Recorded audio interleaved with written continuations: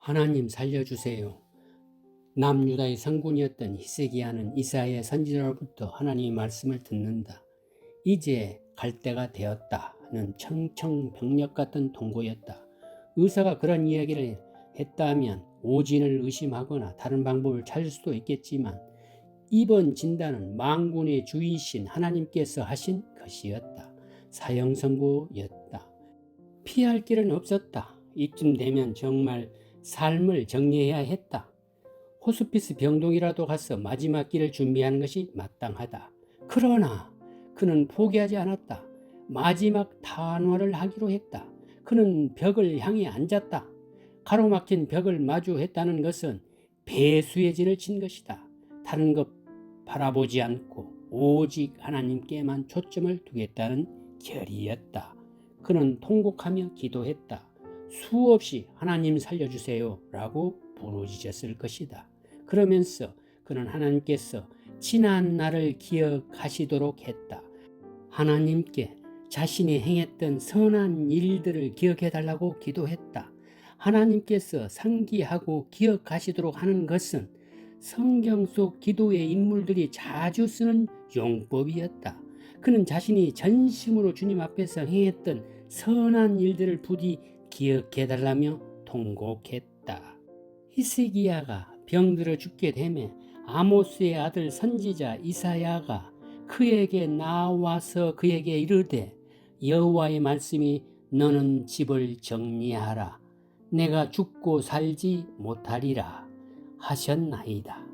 히스기야가 낯을 벽으로 향하고 여호와께 기도하여 이르되 여호와여 구하오니 내가 진실과 전심으로 주 앞에 행하며 주께서 보시기에 선하게 행한 것을 기억하옵소서 하고 히스기야가 심히 통곡하였더라. 열왕기하 20장 1절에서 3절. 히스기야는 개혁자였던 요시야와 함께 다윗 이후 유다를 통치한 두 걸출한 성군이었다. 그는 철저히 하나님과 함께하는 왕이었다. 결코 하나님을 떠나지 않았다. 하나님의 계명을 지켰다. 국제 정세의 유불리와는 상관없이 하나님 편에 섰다. 당시의 중근동 지방의 패권은 아수르가 쥐고 있었다. 비록 종속적인 상태라도 평화를 누리기 위해서는 아수르와 연합해야 했다. 그러나 히스기야는 하나님이야말로 남유다의 안전과 행복의 근원임을 믿었기에 아수르에 대항했다. 백성의 안전을 지켜야 하는 지도자로서는 다소 무모할 수 있는 그 같은 행동을 할 수 있었던 것은 히스기야가 인생을 통해 살아계신 하나님을 경험했기 때문이었으리라. 그 결과 그는 어떤 일을 하더라도 잘 풀리는, 즉 형통한 삶, 지경을 넓히는 삶을 살 수 있었다. 여호와께서 그와 함께 하심에 그가 어디로 가든지 형통하였더라. 저가 아수르 왕을 배반하고 섬기지 아니하였고 그가 블레셋 사람들을 쳐서 가사와 그 사방에 이르고 망대에서부터 견고한 성까지 이르렀더라. 열왕기하 18장 7절 8절. 열왕기하를 보면 히스기야가 죽음을 통고받은 뒤에만 절절히 기도한 것이 아니라 그 이전부터 열정적인 기도의 사람이었음을 알 수 있다. 그는 아수르 왕 사네림의 공세에 의해 예루살렘이 포위를 당한 몹시 위태로운 누란의 위기에서 기도를 선포한다. 유다 백성들을 능멸하며 항복을 강요하는 사네림의 신하 랍사게의 위협 속에서 히스기야는 선지자 이사야에게 기도하라고 촉구한다. 그는 하나님을 따르는 유다가 능멸당하는 것은 곧 하나님이 조롱을 당하는 것과 같다면서 그 같은 상황을 하나님께 아뢰어야 한다고 말한다.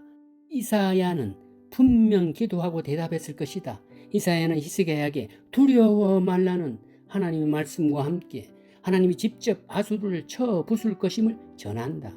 그럼에도 계속 랍사게가 여호와를 의지하는 것은 속는 것이라며 조롱하자 히스기야는 직접 예루살렘 성전에 올라가 기도를 한다. 히스기야가 기도하여 이르되 그룹들 위에 계신 이스라엘의 하나님 여호와여, 주는 천하 만국의 홀로 하나님이시라. 주께서 천지를 만드셨나이다. 여호와여, 귀를 기울여 들으소서. 여호와여, 눈을 떠서 보시옵소서. 사내림이 살아계신 하나님을 비방하려 보낸 말을 들으시옵소서. 열왕기하 19장 15절 16절. 그는 아수르의 침공이라는 목전의 위협에도 불구하고 왕국의 안전이 무도한 패권 국가에 복종하는 것이 아니라 하나님의 손에 있음을 굳게 믿었다. 오직 하나님만이 아수르의 손에서 구원해내실 분이라는 것을 강조하며 이제 우리를 그의 손에서 구원하소서라고 강구한다. 히스기야는 기도의 사람들이 하나님과의 대화에서 줄거 행했던 하나님의 속성과 성품에 호소하며 기도를 드렸다. 물론 하나님은 히스기야의 기도에 응답하셨다. 대적의 공격 앞에 놓인 국가적 무기력 상태를 히스기야는 기도라는 자신만의 무기로 타개해 나갔다. 이와 같은 기도의 사람인 히스기야가 자신의 죽음 앞에서 기도로 최후의 승부를 걸었다는 것은 충분히 이해할 만하다. 히스기야의 기도에서 발견되는 것은 진정성이다. 그는 진심을 다해 기도했다.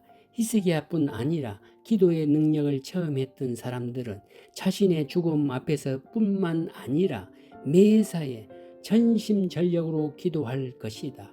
그의 강구와 소원은 하나님의 마음을 움직였다. 인간의 생사화복은 주권자이신 하나님께 달려있다. 하나님은 히스기야에게 15년 더 살 수 있는 인생 보너스 티켓을 건네주셨다. 히스기야는 국가를 위한 기도와 함께 개인을 위한 기도를 드렸다.